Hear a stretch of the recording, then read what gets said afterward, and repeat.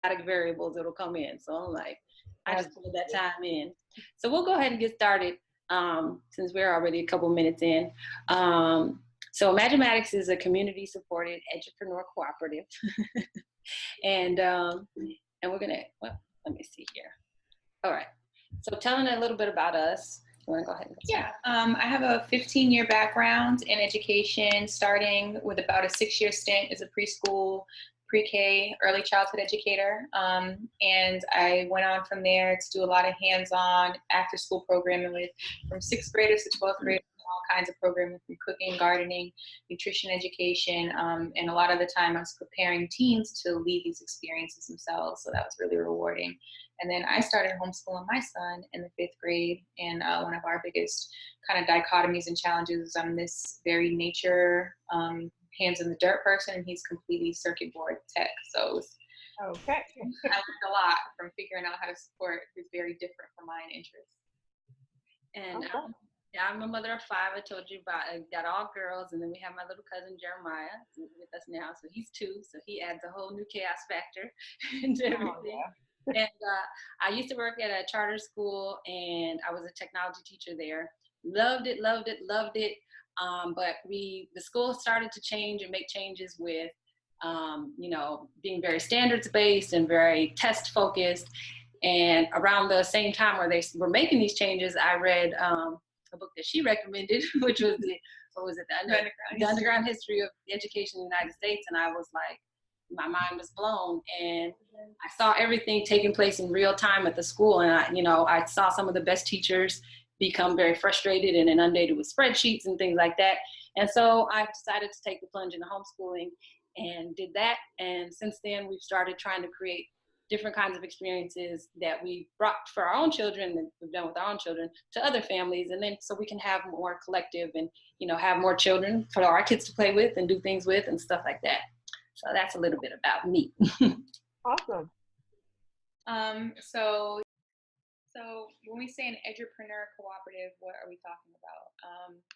Edupreneurs, we're in a shifting educational space, in a shifting educational landscape, and as you'll see through some of the data that we'll share in later slides, there's a burgeoning amount of people who are not completely satisfied with the learning their children are getting through traditional channels, and they can't necessarily afford private education, which is the typical alternative. And so we've got a market developing that's kind of in that middle gray area, and they're looking for alternatives.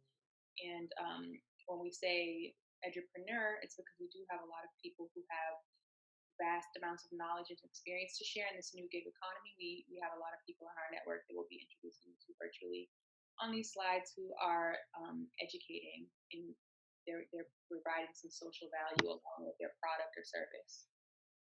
And so we're very collaborative. We believe in working together with organizations like yourself. We want to be flexible so that we're not stuck in one, particular way of doing things. We want to be able to respond and flow with the response of the community and with our partners. And we're open source. We believe in sharing ideas and not, just like, oh, this is mine, and being very competitive. That's the total opposite of what we are and what we're trying to create. We want to combine our forces to leverage our strengths. Each of us has different strengths and things that we can bring that others might lack. But if we bring those things together, we can do bigger and greater things together to meet the needs of our community and our users. And with some of the economic positions that our families are in, we also want to experiment. We're experimenting with different forms of value beyond currency, like we said. So time and energy and sweat equity and resources that people bring to the table beyond money. So here's a sampling of our Edupreneur Cooperative. These are some of the folks who conversations with have helped us really develop our concept, spending time with and just experiencing these needs ourselves and in our community. This is Andrea. Andrea is a doula, and she is a garden and nutrition education garden coordinator, works contract for Clayton County Schools, and also has her own small business. So some of the needs that Andrea comes to the collective with, she'd like to see a makerspace and a resource room with shared equipment. Affordability is one of her essentials. Social interaction and peer groups for her children that are steady. Academic classes, outdoor play, and flexible attendance requirements because she doesn't have a typical 9-to-5 schedule like most of our families. Andrea brings to the table classes that she can facilitate, ready curriculum that she's created and presented before, useful family services as a doula and labor coach. She's got relationships, connections to a mentor pipeline and local markets. And she's got a small business with a scalable product line. So any young people that we have within our network who are interested in developing a value-added product like this can shadow and work underneath Andrea. She's already expressed willingness and excitement to have that happen.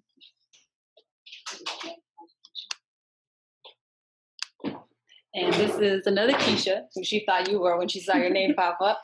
We know each other. Oh, okay, great, wonderful. And you know, she's a farmer and a fiber. I was just at her house like 2 days ago. We know each other. So you know all about it then. Okay. So what does Keisha need? She needs academic classes, social interaction for her teens. She's got 3 teen boys, and you know, okay. Business development, scaling for her agritourism goals, and on-farm education. Employment and internship opportunities for her kids, gap year counseling and advice. Things that she brings to the table are her scalable business, marketable products. She's got on-farm learning opportunities for the youth. My daughter goes and volunteers there. She wants to be a vet, so it's worked out just wonderfly for us. And I can't see the last bit there. Graphic designer. Graphic and web design, of course. Yes. All right. So, and then this is also just a little clip of her working with. We did a little field trip there, and she's showing them, you know, how to harvest the fur that will eventually become yarn and will eventually become a sweater. And the kids love that. They're like, wow, this is amazing. Oh yeah, my daughter loves it over there. We sat there the whole time talking, and she was taking the fleece and, you know, preparing it and doing all that stuff. My daughter would probably prefer living over there with that Keisha than with me. Mine too. I would prefer living over there to living in my house. And my daughter, she wakes up so late. She's like super just late night owl. So when it's time to go to Keisha's house, she'll be up 10 in the morning. You know, 10 is early for her. And this is your 13-year-old? Yes. So I probably should coordinate with you so that our 13-year-old so can go on and the same day. Yeah. Yes. And I will come back and get her after she's had her fill. Yep. Yes. So some things that our parents have told us that they want. We did a little little survey recently. So they're looking for educational fun with adult supervision, compassion, and an inclusive attitude in the space. Really good programs that are not astronomically priced, like yours. Somewhere where they can learn a lot and not just the basics. These are all kind of direct quotes from our surveys. Yeah, because you know a lot of stuff is just so introductory, and it's the same thing over and over again. People are wanting to see new and more thorough things. Right. Good classes, safe environment, kids their own kids' age, and opportunities for them to socialize in a safe space. Okay. And then some of these indicators about homeschool families. We have pretty unique economics. Even in 2-parent home, usually there's a single income going on. You know, this is comparative to, you know, everybody in America. The light blue is the homeschool parents.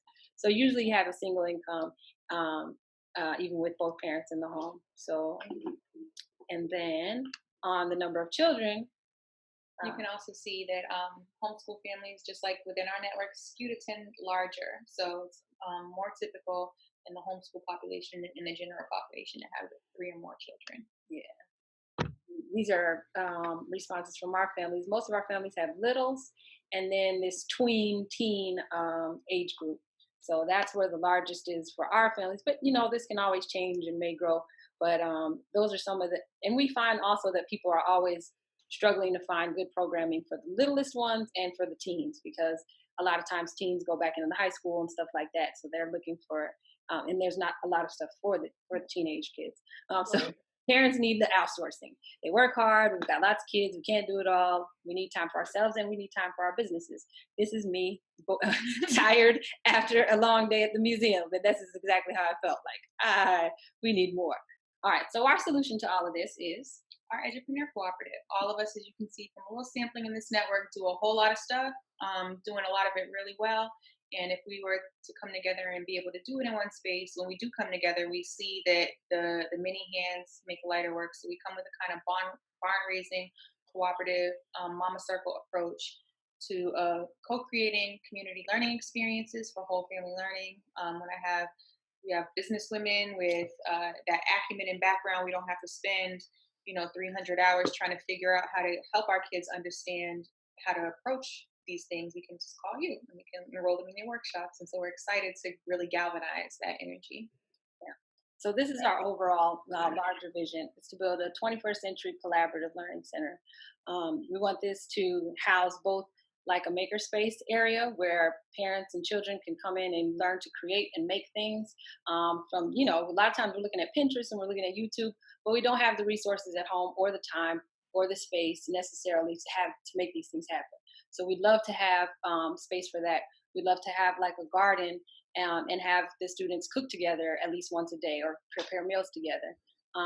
Lots of creative and exploratory spaces for our young people that operate as both a learning and playful environment. And then also the co-working for parents. As we said, a lot of our parents are entrepreneurs and working in the gig economy, and we need a space where we can go and work while our kids are engaged, and we can be in the same building getting things done. With a kind of fluid back and forth flow between those spaces, because we also are having more and more of our young people starting their own small businesses, and more of our parents who are utilizing craft work and artisan skill when they're starting their businesses. And so we want our young people to be able to co-work and handle their spreadsheet and their books in the space, just like we want our parents to be able to go solder and build and vice versa. And get creative as well. And have really intergenerational learning happening in the space. Yeah, so we want to reimagine the way that we learn. In the traditional schools, we've got kids, first graders, and sixth graders, and different times of day to learn different things. This is our maker camp. We had the kids doing some claymation and stop motion, and you see we've got a 5-year-old, 8-year-old, 10, 13, 15, and they were all working together like it was nothing. The little ones had these great, really out the box creative ideas, and the older ones were able to do a lot more of the technical stuff. So this is how we're envisioning, the future of learning, and it's happening all over, and also rethinking the way that we play and the importance of play. This is a meme that we saw recently, and she asked me to get the source for it. So as I was looking it up, can't find that this is an actual true statement, but it is something that go ahead. We're excited to go back and fact check. This is something we can put up on our Wonder Wall, which is one of our resources we'll talk about in a minute. But a lot of our kids are absorbing information through these memes nowadays, and so being able to take something like this and get excited about the possibility that it presents, because it jives with our personal experience that, when we gamify things and we turn them into play, we pick them up a lot faster. That's why our teachers used all kinds of mnemonics and songs and things to help impart information and help us remember some fundamentals, and we can expand on that concept. So we would use the Wonder Wall to pin this up and ask, is this really true? And then deploy our research abilities to try and find out, can we validate this through science? Sure. And what does that mean? And also rethinking the way we earn, and values that we bring that are not always necessarily monetary. So the future of education will do that. So this little equation that we have is when we combine imagination and creativity, we see that as taking the things that we can envision in our minds without limitations and figuring out how we can bring those through our hands into the world, and then multiplying that through collaboration that divides economic opportunity amongst the collaborative as they contribute. And when we do those things, we got Imagimatics, our Edupreneur Cooperative. So that's how we see education in the future, where the things that we learn we're able to galvanize into economic opportunity, and we're teaching our kids not to just seek a career, which is a great path for some people, doctor, lawyer, engineer, but a lot of our kids are also going to develop their own opportunities to be producers and business people. So making sure that their education scaffolds and supports that, and not just the assumption that they're going to go to college and get a job is the only thing that education kind of supports. Right. And so some examples, proof of concept, like you said, we're really take deep dives into the history of education, the science of education, the sociology. And so some of the trends that get us excited and help validate to us that our concepts can take place, we want to share with you. Angela's way better at the technical stuff, and she had to step away to the baby, so hopefully it's going smoothly. But this first one is workspace education in a kind of affluent part of the tri-state area in Connecticut. This is a space that operates really similarly. We're kind of blown away to find a space that operates really similarly to what we've been doing in pop-up spaces, but as we envision having one kind of dedicated space where all these things can take place. Yeah. Oh, that's wrong. And then on the other end of the spectrum, and this is a really high tech kind of space. I Uh-oh. don't know what I did. I touched something and then it went to where it went. Okay. I thought it was going to go to the next slide or like take us to the. Okay. On the other end of the spectrum is this project called Project Defy, defining education for yourself. And they have schools or little micro schools and learning spaces that they've been building through South Africa, India, and all over. But they're pretty low tech, but they're still doing amazing things. So I'll show a little brief clip of. In schools, teachers teach their own experience, but here we get to know what is the idea and we can implement it. Class we get code, but teachers will be teaching us. We'll get code. There won't be that part, but here we are only browsing. We are only learning. I'm not education degree, not I'm studying very good study, but I like a daily want to come, want to learn something. So just like your friends, we all are enjoying. They're all little young children. They don't know any different age group for them. She directly like fix the thing to the battery, so that like if she takes out the battery, it will be like totally dismantled. Check whether it's working or not. Yeah, it's working, bro. Teachers sometimes. And so both of those are like two different kind of polar opposites, but they're still doing the same thing. And we like what they're doing, both of them, and we like to build something for our children similar. So until we find our space, these are the things that we are doing in the interim. We do a series of field trips and then pop-ups that showcase our community partners and resources and spaces that are available to homeschooling families. So we like to show them, like we did these We Tours with Atlanta, We Tour ATL last summer, and they do these tours showing the history of different sections of Atlanta. A lot of people didn't know that this existed and was available to them free. So we like to do things like that show people these are things that are available to you in the community, and bring them to people's attention. We've got in-person and online workshops, courses, trainings, and camps that we develop and present. Right now, we're using some third-party platforms for some of the digital resources, and we're building our own internal platform for the near future. And we want to share also, other content providers like yourself, and be like, here's a place where you can get tech classes and business classes, and a lot of parents are looking for writing, so we're looking for someone with that. But yeah, so we want to have a place, a single destination where it's like a one-stop shop. These are some different places that you can explore and find classes and things that will support whatever it is you're trying to learn. Also with the Coursera and the MOOCs and things like that. Content curation, so sharing like really proven effective resources, not just a laundry list of links that, here's where you can find this, but like things that we've actually used and that are, really quality resources and tools, things like that. Then our Edupreneur Collective, which is what we're trying to build here. A network of proven businesses and organizations that our families can connect to. This has been really important in the development of all the children that we know.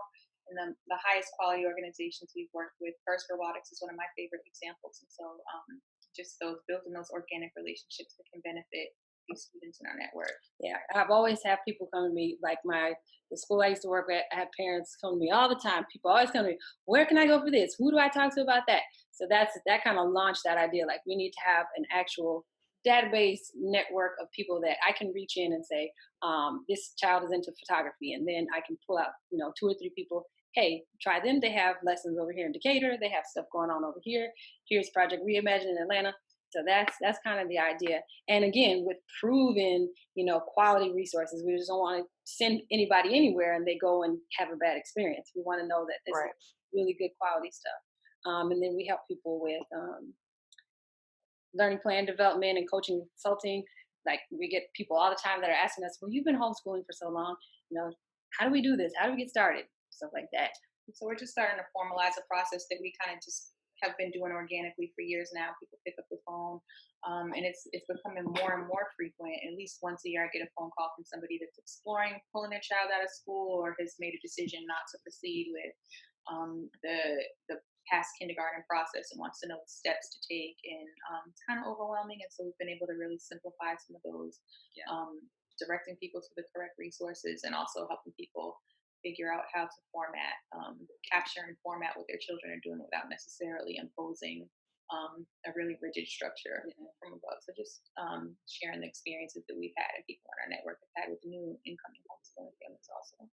And then some things that are under development are a podcast, which we talked about the Wonder Wall. You can tell them a little bit more about. Well, the background of the Wonder Wall started with when I started homeschooling my son. He's a curious child, and I kind of was getting constantly peppered with questions all day. I went from being at work full time to being home with him, and I had to keep it real with him and tell him I don't know the answer to everything, but I'm really good at looking stuff up. So we're gonna learn. I'm gonna show you how to look stuff up, and we got better together. We just put sticky notes on the wall with all these questions, and then find time to sit down and follow up, go back and research them. We call and ask people questions sometimes. So just practicing these different research skills in a fun way. And then Anjo happened to by chance introduce me to an app that was like a digital version of a wall with sticky notes. And I was like, oh my gosh, so we can do this across the country collaboratively now. At the time I was in Boston, she was in Atlanta. And so we were able to set this up where we had kids from all over. Our kids were able to put their questions up and share and collaborate on the answers. So we're building that into a larger platform.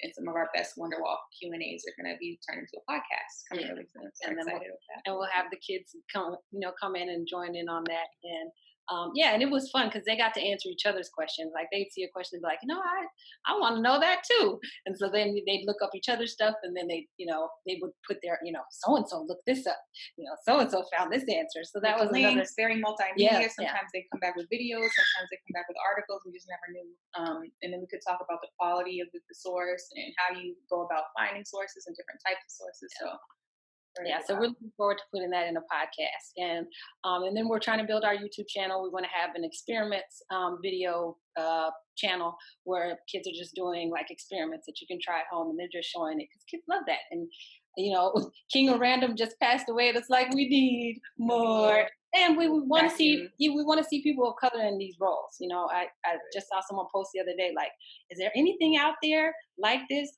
that's Black people? And people are looking for that. So that's one. And then also allowing, creating a platform for our students that create multimedia projects, that they can create and share these things, because kids love to share their work, and they love to get accolades and likes and all that kind of stuff. And then we may do some like parent chats and things like that on YouTube Live, and just share ideas and resources and stuff.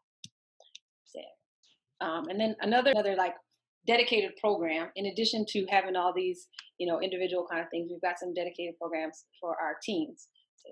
Some of our major focus areas it turned into teens because we're parenting teens, and we've got teens in our network that are super interested in tech, super interested in becoming business people through some of their team experiences with robotics. So we've got programs that are about helping them gain today's skills in a real world context, where they're identifying skills and talents, building confidence and leadership, accessing mentors and internships. And so these 21st century skills, we want them to happen through progressing through a series of team challenges toward tangible real world goals, because like we really have seen that's the way a lot of information will stick. Instead of just doing something with a worksheet to learn how to use this particular software, why not actually like be doing a real task using the software and figuring out how to use it? So that's kind of how it's designed. And young people, in our experience working with teens, they're out here, they're doing things. They want to show that they're not just sitting around on their phones all day. They can do lots of stuff, curate shows and performances, put together things, promoting events. They host dialogues and discussions. They can facilitate meetings. They can set goals and set strategic plans. And they know how to recruit and train other kids and things. So we want to help them get involved, make things happen, and be part of the conversation, because they want to be part of the conversation of what's happening in the world around them, in their cities, in their towns, and in their schools. So that's what these experiential learning programs for them do. And I've seen it all happen in real time. I've had a really unique opportunity from some of my working experiences to be part of team programs that put a lot of responsibilities in their hands, and I've been able to see the change that it creates, and some of the structures and some of the curriculum. And so applying those blueprints to broader concepts and just some of the food system work that I've done. And also our programs are designed to be very interest-led and help us help our children identify like what is your passion, what drives you. I saw another meme earlier today, and it was a really great quote. They were talking about self-directed education and it being about living your best life so that your children know what that looks like. They can't see us miserable and not learning and fulfilling our purpose because that will be how they design our lives. So, like we've said, we want to really create a space for parents to, um, what's the word, evolve themselves as well and kind of grow, and model for the young people and in their lives what we're imparting, not just through our words, but through the experiences. That's really what they learn too by watching what we're doing. And so this space being multi-generational and supporting the whole learning and the whole person of the moms too, so that we're not just, depleting ourselves and martyring ourselves on the altar of super parenting, but we're also, putting the same pouring into ourselves the same way that we want to pour into our children. and like we were going to throw a question out to the audience of one. Where do you feel you lie on this? I know where I kind of fit in. I'm not an ikigai yet, but where do you feel you fit in with this little grid? Oh, this for me has been growing for over a decade. So everything that you guys are putting together has been something that was totally non-existent when I started homeschooling, at all, and and has now become, as you said, such a need that in my realm of being an entrepreneur, being a homeschool mom, and trying to pour back into the homeschool world what I think is important. I'm definitely um, I'm all in this. I have been praying for a long time to be able to take what I love to do, which is not just tech and graphic design. I love teaching and I love sharing, and I'm not an educator by the world standards, but I have been working over a decade to try to find a way to take what I love Mm-hmm. and what I'm good at, which is the tech, and in put that on a platter in a way that I can put it out there for students, parents, and everybody to say, this is what I have to offer. This is what you're looking for. They want relevant technology. They want Mm-hmm. to learn it. I don't see why someone that's 14 can't learn professional software Right. and then try a career path in that way, and college not necessarily be the track. Why can't that young person get an internship Mm-hmm. and learn in a lot of the ways that I learned? I mean, I have degrees and everything, but I learned more working and hands-on, actually trying what I was learning and failing and learning how to do it better than I ever learned in a classroom from a textbook. And so for me, when I hear what you're saying, I'm super excited because this is proof, one, that there is a need. The need has been growing, Mm-hmm. and it's an answer to something that I've been praying about and preparing for a long, long time. And Yeah. so I definitely see myself plugged into what you all are working towards, and can see how my not just my course offerings, but my overall goal, like I said, is to provide opportunity. Mm-hmm. I don't think we grow unless we take the lid off of this thing and show our young people there's nothing that you can't do. Exactly. And just because it seems unreasonable, or because society says, oh, you must have this, you must go to this school, and you must have this acumen, and you must do these things in order to be here, show them that that's not true. You have to want to learn it, and you have to practice it and train at doing it and learn it, and then you can do it too. And I definitely see multiple ways that I can partner and participate in Imaginatics, and I'm super excited to hear all this. I'm just like, just blowing my mind. So That means you want to sit um, on this board we guys put together. yeah, I think for me the last piece of for the longest time, and I partner with other organizations and co-ops, and I think one of the things that I just said last year before I launched the academy, one of the reasons I was launching the academy is because I have carved out,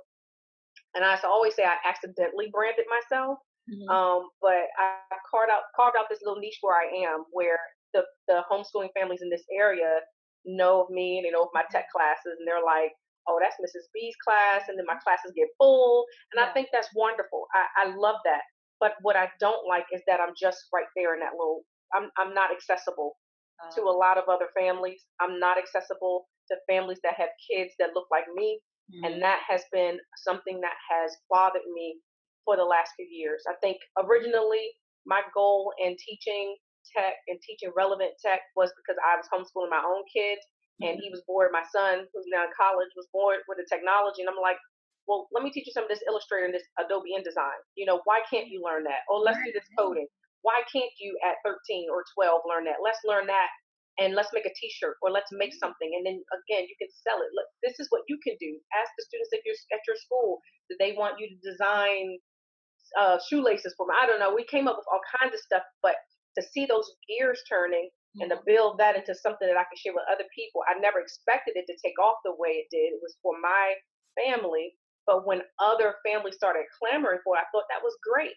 And I do not begrudge my opportunities, and I love teaching out here at the co-ops that I teach at in the different schools. But the students that I want to reach, I wasn't reaching. It's been hard to reach them. So I said, well, maybe if I come online, if I create something online, I can spread myself out a little bit more and make myself accessible. I have co-ops in DC and in Maryland that I've been reaching out to, saying we can broadcast this, I can share this, and I can do that. But I'm excited to know that you guys are doing this right here. And like I said, it's been something that I have not been able to tap into because of my location. I've not had the resources or the time to do what you're doing. So I currently am in a position where I'm looking to do exactly what I'm looking to partner with someone that's doing what you're doing. I don't want to do what you're doing. I want to take what I'm doing and partner with you so I can share it in your network. We need you. And same, because it's like I was telling you, like I love my tech, but I don't want to do that all day long. Exactly. There's so many other things I want to do. So exactly. So these are some of our other partners, things we've done together. We'll skip past that real quick. But share goals. I mean, like you were just saying, everything, we want our students to work with adult mentors and advisors, get real world experience, make real contributions, that we have individualized learning. Then this improves the relationships in our community, that bringing people together, increased awareness of the educational needs of the whole community. Because we don't want to just be limited to homeschool families. There are families that are in school that are thinking about homeschooling, or maybe they don't have that as an option yet, but they still want to find outside opportunities to keep their kids challenged and engaged and learning, like positive skills. Yeah, my parents never freed me from school, but like if it wasn't for those bookshelves and supplemental learning, I'd probably be not the person I am today. Yeah, so it's that outside stuff. And we want to work with other community agencies and positive attitudes and support. I think that's a huge piece of it too, is that we want to really provide a nurturing support for Black and brown children that they're not getting in regular schools. This is just a real quick quote. The entire environment must educate, and everyone in the environment must be the educator and the learner, not just say you know. And it's funny because you're like literally the chosen one.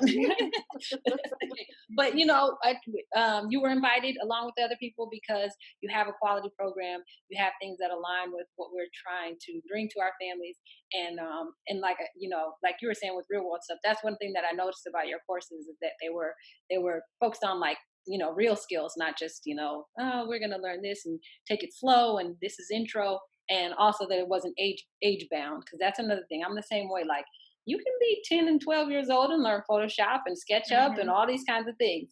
Even on these questions, oh, like it was like, well, where is it? But do you provide mentoring and internships? Do you do service learning projects? And then other colleagues that you could think of to join our collective. But, that's one of the main things we're looking forward to as well, is can your business like connect our students to apprenticeships, internships, future employment? And that's exactly what we're talking about. So that's really good. Yes. And then one other quick thing, because I know we're running short on time, but what are some of the challenges you find as a program director? What are some of your needs and like things that some of your frustrations and pain points? Do you have any that you could share with us that would be helpful to us as we're developing the program and making things work together so that we can make things as smooth as possible for everybody, besides just reaching us? Yeah, I think the biggest challenge for me is procuring equipment for the things I do. I've just starting to try to reach out to some other people for some resources to get things like laptops that I can bring. Sometimes I go to the co-ops and there's a student that doesn't have one. Parents can't afford one. And I'd love to be able to bring laptops that have the programs on it, to be able to keep some of the equipment on site at a maker space. So if we were partnering and you guys had a space, yeah, I have 3 printers, but let me leave a 3D printer that stays with your site, or have it, there where the kids can use it when I'm not there. That's a big challenge for me, because at the co-ops I currently travel around to, I'm only there once a week. A 3D print could take 5 hours. Yeah. That's it. Yeah, so we're excited to have you coming this way, because we want to be all. Yes, yes. Just last little bits are benefits, the collaboration. I mean, one thing that I was just going to point out real quick, that we were talking about, like working together on to procure equipment. As we get our 501, I don't know if you have 501c3, but we're considering in the future offering like fiscal sponsorships for organizations that don't have their 501c3, and then we can even collaboratively work on different grants together. Because sometimes there are grants where you might have to have 2 organizations working on it together. Right. They want to know who your partners are and things like that. So those are some things that we can definitely look into, like procuring some equipment together, and possibly even like creating some kind of mobile makerspace kind of thing. She been wanting to do this. I've been wanting to do that for a long Oh, time. we gotta make a bus too. And then we gotta find a building and make a bus so y'all can do this bus thing. I'm so there was the steam truck, and I think he just ran out of steam. I don't know what happened to the steam truck. Because everybody's struggling to do all this stuff by themselves. And so, like, we have a little secret sauce. He's a really nice white man with a steam bus, but I think we got to reach back to our grandmas. They used to get in a circle and sit around and shell peas and plan the future, sit around and knit and weave. We need to bring that back and support each other. Because I have all experience with grant writing and been, struggling and getting beat upside the head in nonprofits with all this reporting. And I want to use that for good. I feel like I went through that for a reason, so that, like you said, our brilliant minds and educators and mentors like you that don't have time to chase after all this grant money, that's something that we can offer as a membership collective. Those 3 of us that write grants a lot can just go sit down and make sure that happens, so that all get what you need. That would be awesome, because that's on my list. When I launched the online academy, I was like, okay, this is just phase 1, and I want to grow to a place, like I said, where I can reach more people. So that grant writing and that help to do that part, it's almost like you said, I can't do both. I can't get quality classes and provide the instruction and continue to reach out and procure internships and things like that, and write grants and try to become 501c3. It becomes a lot, and then you sacrifice somewhere. Something is lost. Yeah. And I don't want to lose where my gift lies in engaging the kids. That's where the magic is, for me. And I realize that. But I'm doing that, and I'm managing my clients. And if I knew that I was connected with you guys, and I'm like, ooh, but over here it's still moving. I'm still moving in the direction I want to go in, because I'm partnered with people that are also working to find money and resources so that I can continue to do this and reach the people that need it. They're kids that cannot, they're not even on the internet. They don't have laptops at home. So it's exciting to know that part that's on my little dream list, that could become a reality. So I am excited about that. Yes. So we'll send you this form if you. Okay. I'm pretty sure you're interested in joining our collective, but I'll send you a form. You can just put in all the deets about your program, so that way it's in the database, and when we go to pull stuff out, it's in there. And then we have like a little MOU, and we'll send that over. And any questions?